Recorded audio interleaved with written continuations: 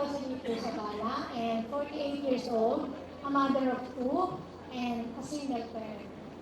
And Japanese secretary po ako, 10 years in service. Yes. Huh? Hi, Rosalie. If ever you will win Mrs. Laguna Philippines, how far can you go?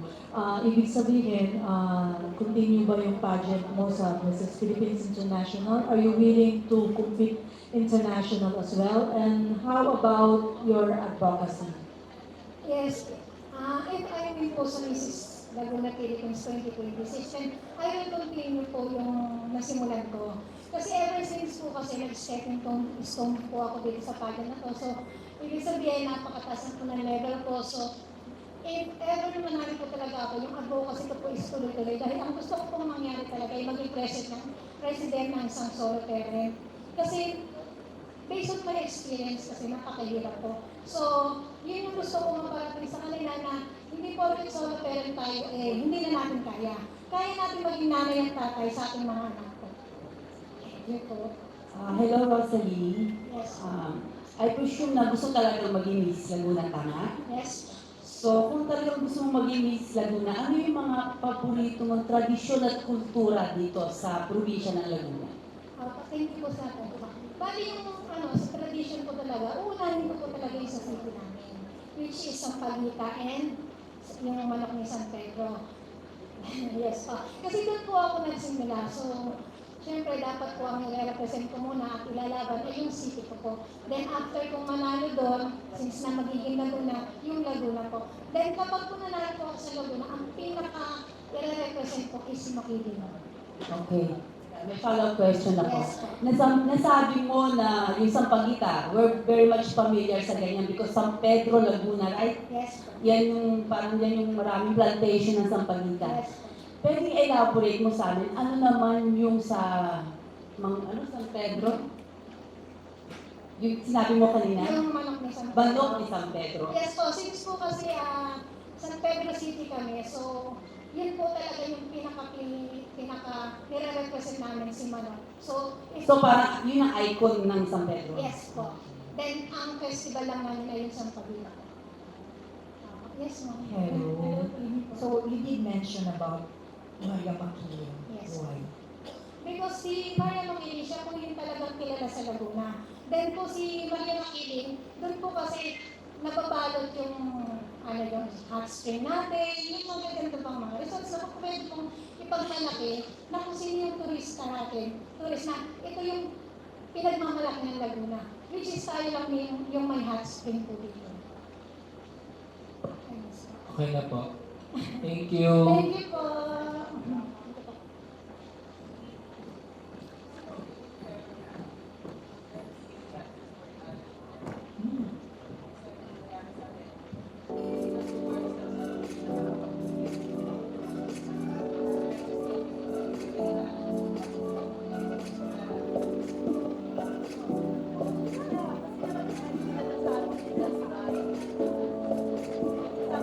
Dalawa naman yung mic, di ba? Dalawa na yung mic na nasa inyo, di ba? Isa, tapos isa po ay na kay Miss Mika po. Okay. If ever po, ma'am, kayo po dalawa magtanong sa susunod na ano, okay? Candidate number 6.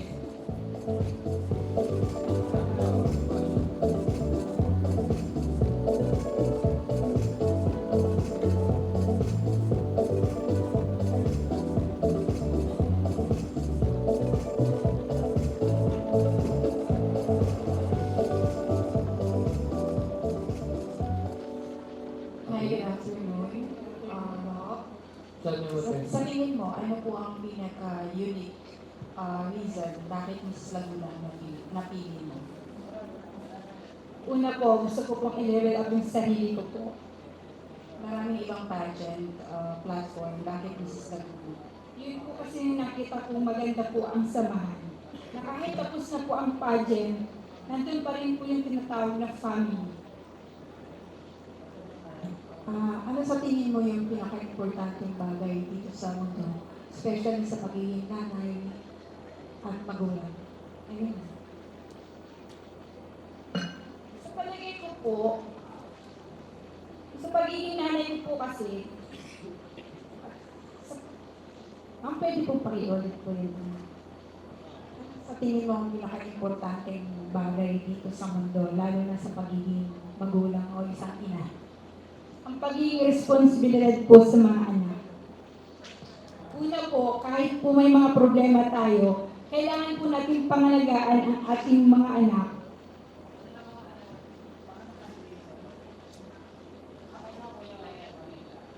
Okay, thank you.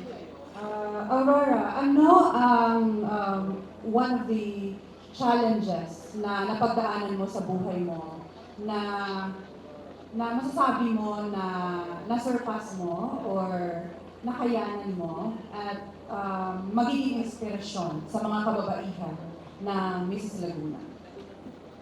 Ang naging karanasan ko po ay yung pag-aasawa ko po nang wala po sa tamang panahon. 19 years old po ako nang pinasok ko po ang buhay may asawa na wala pong basbas o pahintulot ng magulang. Nagkaroon po ako ng anak, nahirap po ako kung paano mo siya alagaan. Ngunit pinanindigan ko po kung paano ang magkaroon ng sariling pamilya. Maraming pagsubok na dumating sa akin tulad ng physical, emotional, at saka yung talagang physical na nakakaranas ka ng pananakit ng asawa. Pero pinanindigan ko yung buhay may asawa na kahit ganun pa man, bubuuin ko pa rin po ang aking pamilya dahil ako po ay galing sa broken family.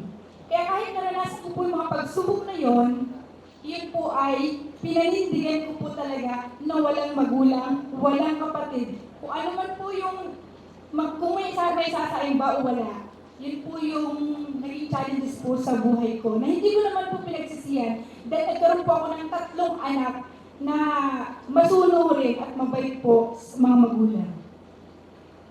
Thank you. Sabi mo nga, produkto ka ng broken family. Yes po. Yes, paano mo naman to maiiwasan para sa iyong magiging anak, sa future ng iyong mga anak? Para hindi siya magtulad ng naranasan mo, hindi sila matulad sa naranasan. Sa akin po ma'am, binili ko na po sila o pinayuhan ko po ang aking anak na huwag padalos-daholos sa pagpasok sa buhay may asawa. May tama pong panahon para po dyan. Dahil hinalimbawa ko na po ang aking sarili na bigla po tulad ako nag-asawa. Kaya ngayon, nung pangalan ko po, proud ako kasi nalagpasan na po yung age ko na 19 years old at siya po noon ay at 25 years old. So proud na po ako doon, ma'am. May tayo pa? Okay, to break the ice na lang para sa mga nagiging seryosong tanong.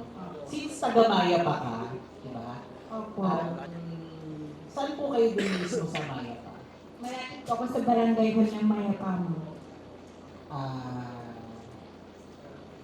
Christopher. Christopher. Yes po. Ayan. So, ito na lang yung breaking ng ano natin para medyo ma-chill yung nervyos mo. Kung sakaling mapapapunta ako sa lugar nyo, ano sa tingin mo yung magiging memorable na ipa-experience mo sa akin?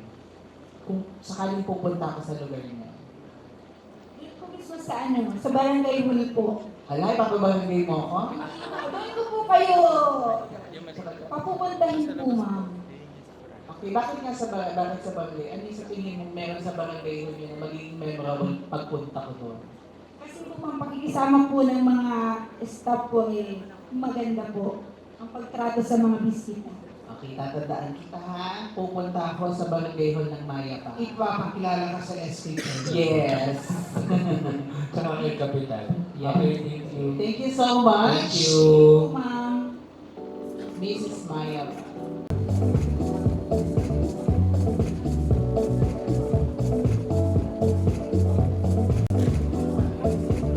Number 2. Number 2 is from Number Marley, followed by Mrs. Gulon, Mrs. Pila, Mrs. San Pedro, Mrs. Maya pa, Mrs. Kabuyaw, Mrs. Kalamba, Mrs. Los Baños, and Mrs. Kaluma. Congratulations mga mamshi.